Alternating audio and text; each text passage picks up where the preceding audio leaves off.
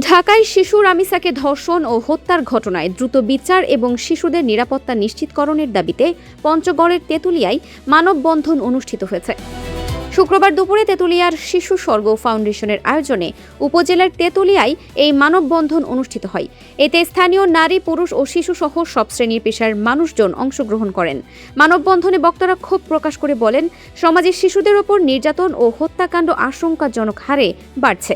শিশু রামিসাকে ধর্ষণের পর নির্মম হত্যাকাণ্ড কোনোভাবেই মেনে নেওয়া যায় না। অপরাধীদের দ্রুত আইনের আওতায় এনে দৃষ্টান্তমূলক শাস্তির ব্যবস্থা না করলে শিশুদের নিরাপত্তা চিরতরে বিঘ্নিত হবে। সমাবেশ থেকে অবিলম্বে রামিসা হত্যাকাণ্ডের সুষ্ঠু তদন্ত সম্পন্ন করে ঘাতকদের সর্বোচ্চ শাস্তি নিশ্চিত করার জন্য প্রশাসনের প্রতি জোর দাবি জানানো হয়। একই সাথে সারা দেশে বিভিন্ন সময় ঘটে যাওয়া ধর্ষণ ও হত্যাসহ সকল অপরাধে জড়িত অপরাধীদের গ্রেফতার সহ কঠোর বিচার দাবি করা হয়।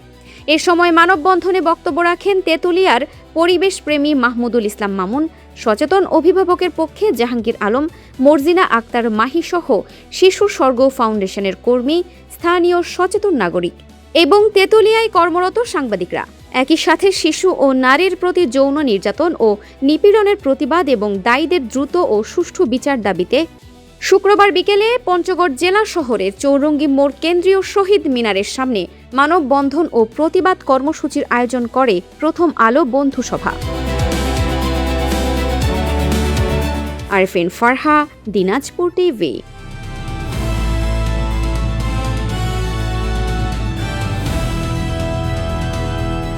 দিনাজপুর টিভি মানুষের জীবনের কথা বলে।